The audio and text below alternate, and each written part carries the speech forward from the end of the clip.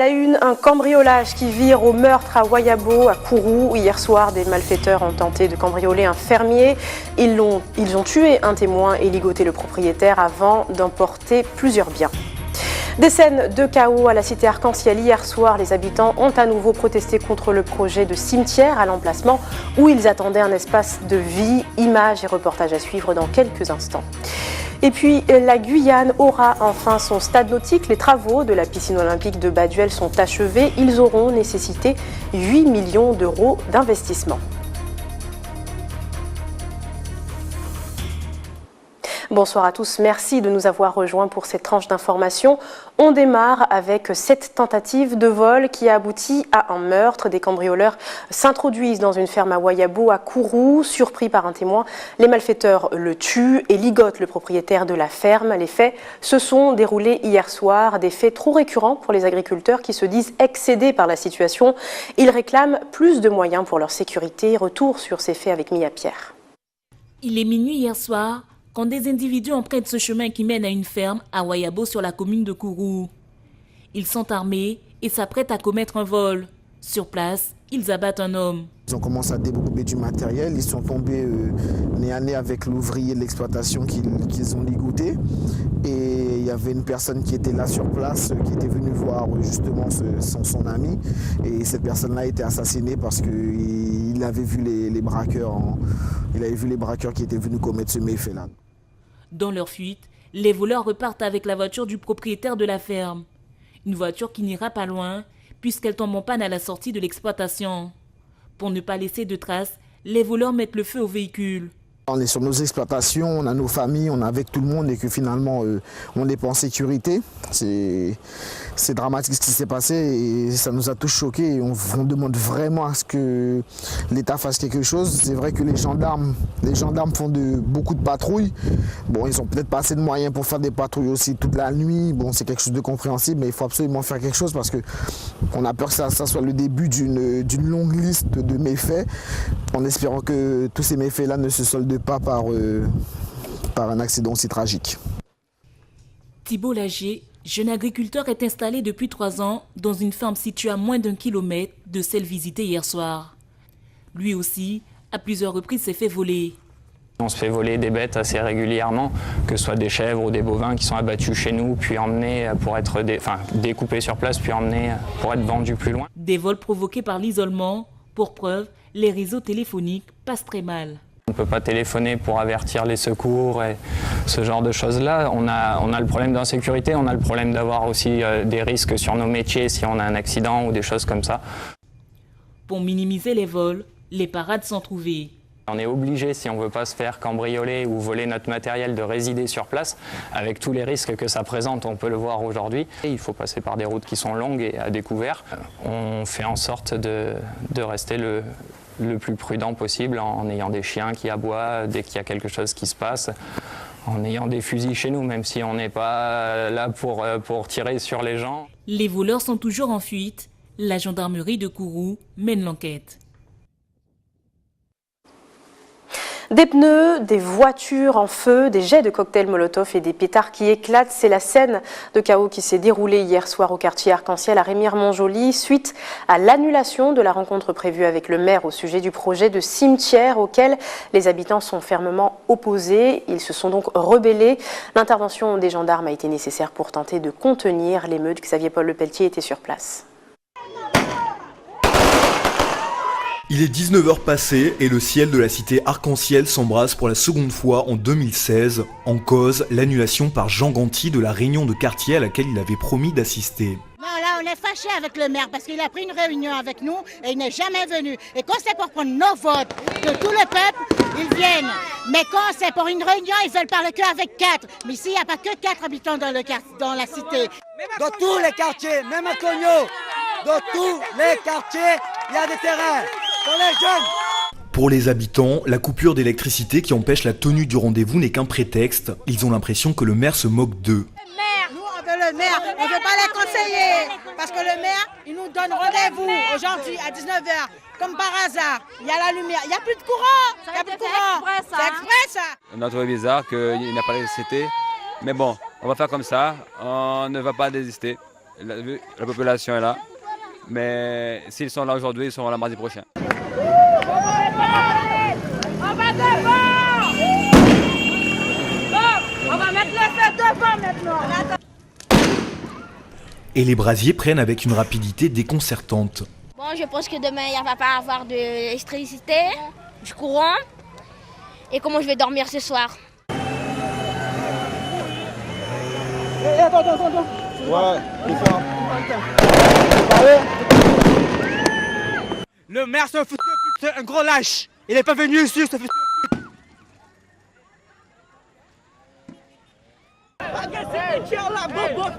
Baguette cimetière là, mon.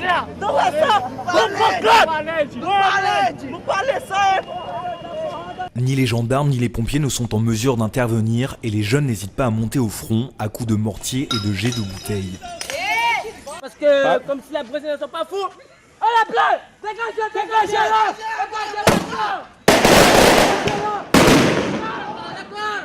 Il faut aller au cimetière là! Pas de respect, man!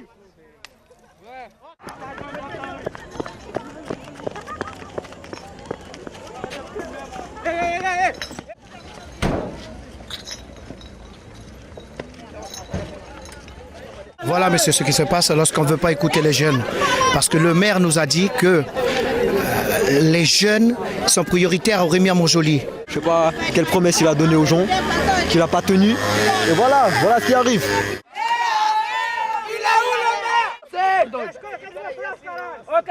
Finalement, au bout d'un peu plus de 3 heures de démonstration de leur colère, les habitants de la cité Arc-en-Ciel regagnent leur domicile, peu après que les derniers feux aient été circonscrits. Pour l'heure, ils attendent la venue de leur édile de pied ferme. Et je rejoins maintenant notre invité sur cette question, José Léao, un représentant des habitants du quartier Arc-en-Ciel. Bonsoir. Bonsoir. Merci d'avoir accepté notre invitation. Nous avons vu la colère sur ces images, c'est les habitants du quartier Arc-en-Ciel. La situation éclate aujourd'hui, en tout cas depuis quelques jours, mais ça fait déjà quelques temps que vous avez entendu parler de ce projet de cimetière à la place de l'espace de jeu prévu au départ. Effectivement, il y a approximativement 3 ans que j'ai entendu parler qu'ils ont découvert des ossements sur un terrain qui reste à côté de la casse. Ils avaient prévu de faire un cimetière qui reste assez éloigné tout de même du cadre du plateau sportif. Voilà. Et on ne comprend pas pour quelle raison ils insistent à enlever la seule structure qu'on a. Parce que justement, sur ces images qui étaient donc dans la nuit d'hier, on ne voit pas bien, mais en fait le plateau en question se trouve juste devant l'entrée du quartier, devant les habitations, alors qu'il était prévu que le cimetière soit un peu plus loin. Tout à fait. Le cimetière en lui-même, il était prévu qu'il soit aller au moins 500 mètres un peu plus loin de l'entrée.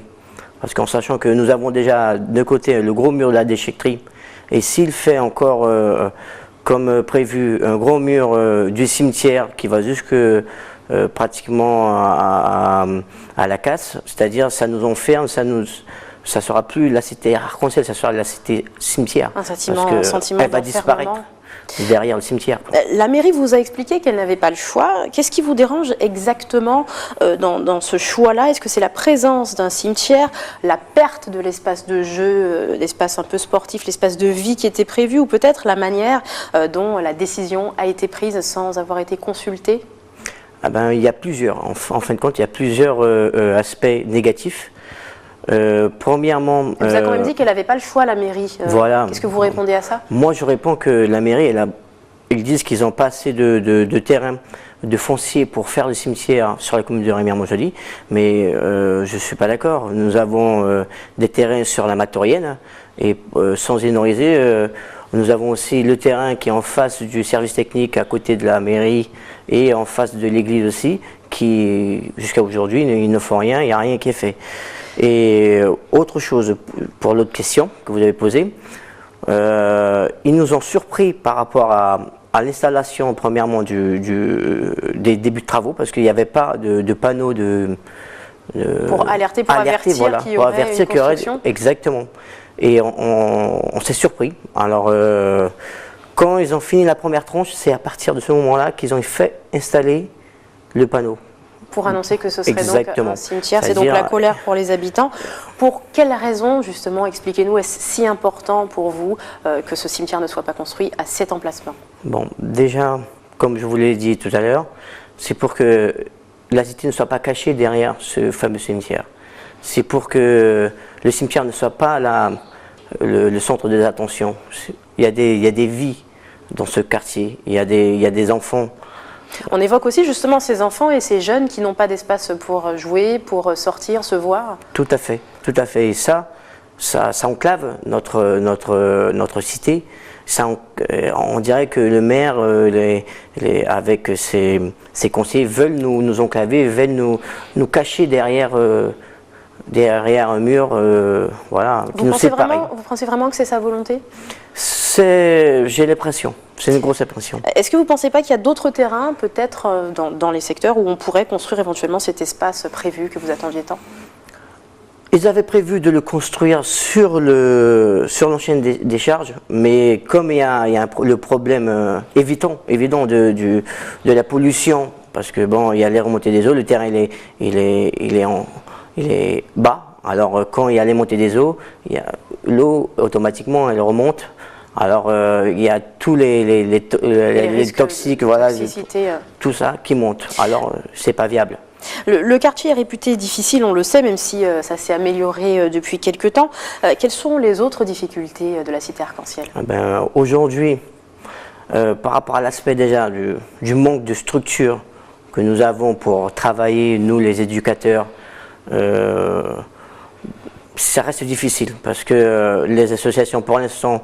C'est surtout au niveau des jeunes que c'est difficile ou c'est surtout au niveau des jeunes parce qu'on peut pas leur dire on va se réunir ici alors parce qu'on n'a pas une maison de quartier adéquate. Donc finalement c'est cet avenir du quartier et les jeunes qui est au cœur de cette question en fait, c'est ça la raison pour laquelle vous luttez? Tout à fait. Bon, nous sommes déjà pratiquement à la 3e génération de jeunes habitants, c'est-à-dire ce sont tous des Français qui sont en train de lutter pour leur salut, pour ceux qui c'est de droit.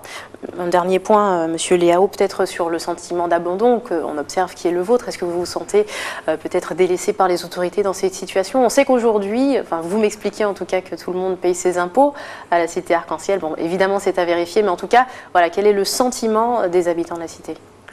Le sentiment, c'est d'un mépris. Déjà, le maire, il n'a même pas honoré son rendez-vous hier.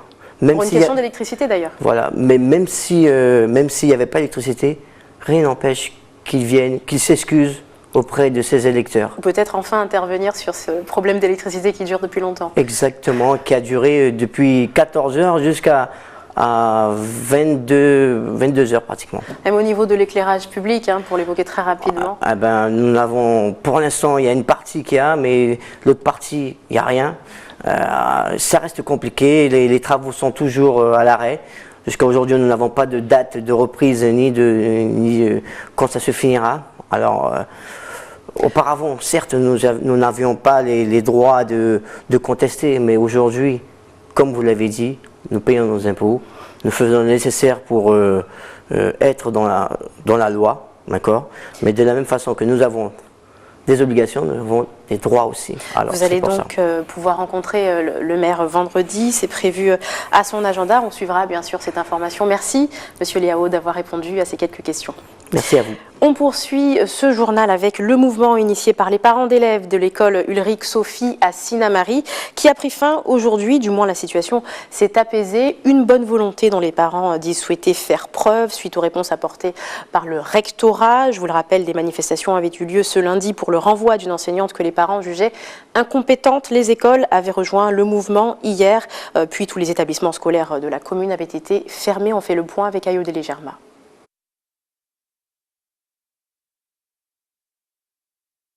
Sophie a pris fin, mais les parents d'élèves n'en démordent pas. Pour montrer notre bonne foi, nous, parents d'élèves et membres de la SCPE, nous montrons à monsieur le recteur que l'école a été débloquée. Prêt pour l'école latidine, élémentaire et maternelle, donc ça reste toujours bloqué. Et nous avons aujourd'hui la fermeture du collège, puisqu'il y a aussi des dysfonctionnements au niveau de cet établissement. Pour le recteur d'académie, leurs revendications sont justes, mais la méthode laisse à désirer. Maintenant, c'est le collège où on met des banderoles en dénonçant une personne, nominativement. Mais cette personne, elle est enseignante, elle a une famille, des enfants, vous vous rendez compte, ça c'est désastreux comme mode d'action. Après, effectivement, nous, on peut prendre nos responsabilités. Si on constate des carences après avoir envoyé un inspecteur et qu'il nous le dit, ça a été le cas dans le premier degré, par exemple, il y a des insuffisances, on prend des décisions. Pour les parents d'élèves, ces décisions arrivent trop tardivement. On attend toujours que ça déborde. Et on a les signalements, on a tout ce qu'il faut, on a les rapports de fait par les différentes instances, mais on attend quoi? Que les parents soient en grogne, et après qu'on nous montre du doigt. Et moi, j'ai ma fille qui a été blessée avec un cutter. Excusez-moi, est-ce que vous trouvez ça normal? Moi, je trouve pas. Le recteur l'assure, dès décembre dernier, il a été décidé de remplacer l'enseignante mise en cause à l'école Ulrich Sophie. Les parents ont été mis au courant de cette décision début janvier, mais la tuyauterie administrative est longue. C'est lent pour des parents qui sont exigeants, mais les décisions, elles sont expliquées, accompagnées et justifiées parce que nos personnels ont des droits. Et ils peuvent aussi se retourner contre nous si on ne respecte pas les procédures. Ces décisions ont été prises, elles sont prises et indépendamment du blocage, nous avons communiqué les dates d'arrivée des personnels qui désormais étaient affectés à cette école. 3 personnes du corps enseignant ont été affectées aux écoles de Sinnamary. Ils devraient rentrer en fonction lundi prochain. En bref, un autre conflit dans l'actualité, le désaccord sur les nouveaux horaires des agents de la mairie de Saint-Laurent-du-Maroni semble s'enliser. Après l'Assemblée générale de l'UTG ce lundi, le préavis de grève envisagé n'a finalement pas été déposé et aucun membre du syndicat ne souhaite au final s'exprimer sur le sujet en l'absence du maire Léon Bertrand. On le rappelle, les employés de la mairie protestaient contre leurs nouveaux horaires qui prévoyaient 2 après-midi de travail supplémentaires, un réaménagement de la répartition des 35 heures réglementaire qui n'est pas du goût des agents. Nous y reviendrons bien sûr plus en détail dès que possible. Restez avec nous dans quelques instants. Nous irons faire quelques longueurs dans la nouvelle piscine olympique de Guyane à Cayenne. Et puis nous nous remémorerons la mémoire de la chanteuse qui a marqué plusieurs générations, Edith Lefel, qui nous a quittés depuis aujourd'hui précisément 13 ans. Mais d'abord, l'épidémie de Zika poursuit son avancée en Martinique. Selon les services de l'Agence régionale de santé, 610 cas évocateurs ont été recensés et 47 confirmés depuis la fin du mois de décembre. Certains professionnels du secteur touristique doivent déjà faire face à des désistements sur leurs réservations. Mais la situation n'est pas arrivée à un stade critique pour le moment. Le point avec Loïc Régis et Céline Chalonneau. Je suis désolée de devoir annuler notre réservation due à la déclaration du ministère de la Santé du passage en épidémie. C'est l'un des 2 messages d'annulation reçus par cette agence de location saisonnière. Des touristes inquiets, préférant décommander leurs vacances en Martinique à cause du Zika. Des épisodes isolés selon l'une des responsables. Le virus n'a pas encore d'impact réel. Néanmoins, il faut répondre aux interrogations des clients. Nous avons quelques réservations qui s'annoncent négatives dans le sens où elles s'annulent. Sur une quinzaine de villas que nous louons. Donc notre but c'est de rassurer nos prochains vacanciers. Donc nous sommes en communication directe via le net Facebook avec différentes questions sur cette épidémie. Est-ce que l'ampleur est vraiment importante telle qu'au niveau des sargasses et aussi du chikungunya? Donc nous les rassurons en leur disant que cette épidémie est vraiment plutôt basse pour l'instant. Andy est en vacances depuis 2 semaines sur l'île. Quelques piqûres pour ce touriste allemand, mais rien d'alarmant. Les moustiques ne lui gâcheront pas le séjour. Non, normalement, je n'ai pas peur du tout. Les moustiques ne me dérangent. J'ai quelques piqûres à les bras, mais c'est pas grave. Ça démange un peu, mais c'est pas un problème pour moi. Comme lui, des milliers de visiteurs sont présents ici en cette haute saison touristique. Très peu semblent se soucier de l'épidémie déclarée. Non, j'en ai pas peur. On a lu sur la doc, mais bon, apparemment, c'est pas dangereux tant que ça. Un petit peu quand même, parce que ça peut s'affecter, les blessures peuvent s'affecter et endommager. Et les séquelles, on ne les connaît pas. Certains pays comme les États-Unis recommandent à leurs ressortissants d'éviter la destination Martinique en ce moment. En ce début d'épidémie, ce type d'annonce pourrait être un coup dur pour l'économie touristique de l'île. Je vous le disais tout à l'heure, après plus d'un an de travaux, le stade nautique de Cayenne a été achevé aujourd'hui. Projet mené par le collectif Guyane Base Avancée. La nouvelle piscine olympique de Cayenne voit enfin le jour. Elle aura coûté 8 millions d'euros et présente un atout particulier. Un ascenseur hydraulique sera mis à disposition pour permettre aux personnes à mobilité réduite d'accéder au bassin. Ayodele Germain nous la présente. Quelques coups de marteau, fixation des caniveaux et dernier coup d'aspirateur dans le bassin. Le robot. Donc moi à la main j'ai la télécommande et je guide le robot de l'intérieur. La piscine olympique est fin prête à dévoiler ses nouveaux atouts. Un bassin olympique de 10 couloirs et un autre dédié aux échauffements et à la récupération avec une profondeur maximale d'1,80 m et des gradins de 500 places assises. La particularité de ce bassin, c'est qu'on pourra organiser les cariftas, par exemple, et accueillir des clubs nationaux qui viendront sur la Guyane via l'entraînement, pour l'entraînement ou pour participer à des compétitions de haut niveau. Parmi les nouveautés, un ascenseur hydraulique pour que les personnes à mobilité réduite puissent elles aussi faire trempette. Il y a un ascenseur hydraulique qui pourrait être mis dans le petit bassin ou dans le grand bassin. Il se déplace, enfin déplace manuellement. L'appareil est branché sur une vanne d'eau et en fait ça fonctionne avec de l'eau, donc en pression. À terme, l'objectif c'est de pouvoir accueillir le public en même temps que les scolaires, car dans les premiers temps, ils auront accès à la piscine en fonction d'un planning. En février prochain, le stade aquatique de Cayenne vivra ses tout premiers plongeons. Restons dans le haut avec cette opération lancée en novembre dernier à Grand Senti. Ma Guyane Nage, programme destiné à apprendre à tous les enfants de Guyane à nager, y compris ceux des communes isolées.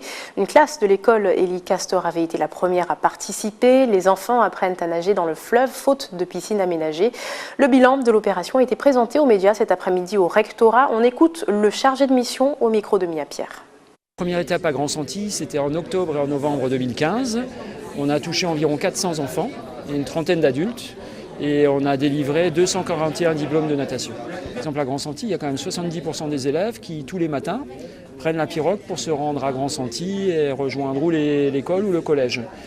On constate des accidents tous les ans, donc c'est aussi une idée, c'est que ces enfants, en leur apprenant à nager, il y ait moins d'accidents et moins de blessés ni de décès en noyade.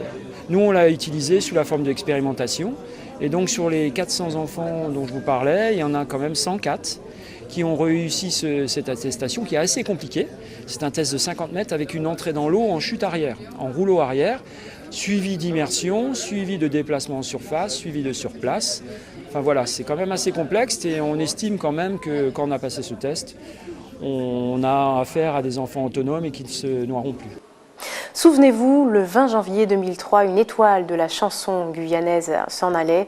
Originaire de Macouria, la chanteuse Edith Lefel succombait à une crise cardiaque à l'âge de 39 ans, alors qu'elle s'apprêtait à entamer une nouvelle tournée devant la conduire jusqu'à l'Olympia à Paris notamment. 13 ans depuis sa disparition de cet artiste qui avait réalisé de nombreux opus aux Antilles et qui reste toujours aujourd'hui dans les esprits. Vous allez le voir en Guadeloupe avec Linda Kayarsi.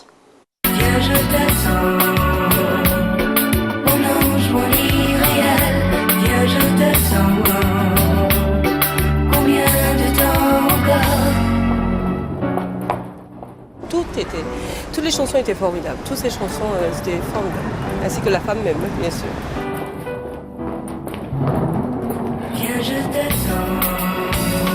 La chanson d'Edith Lefel qui m'a marqué vraiment, c'est quand on commence à vieillir, ça arrête. Je suis condamnée à vie toute seule.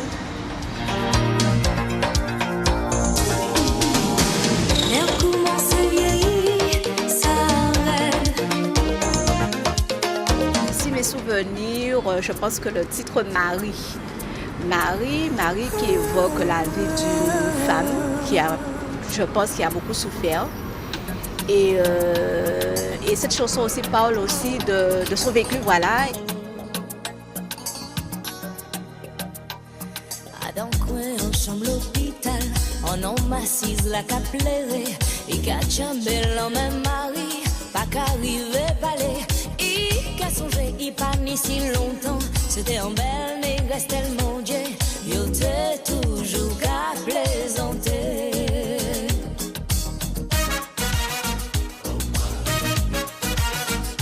Il y a également Dialogue que j'aime beaucoup et c'est vrai que les textes de cette grande dame étaient d'une profondeur et d'une intelligence aussi parce qu'elle ne chantait pas pour chanter, elle chantait vraiment l'amour pur, l'amour sincère et on a du mal à l'oublier même 13 ans après. Si seulement, si seulement, si seulement, si seulement.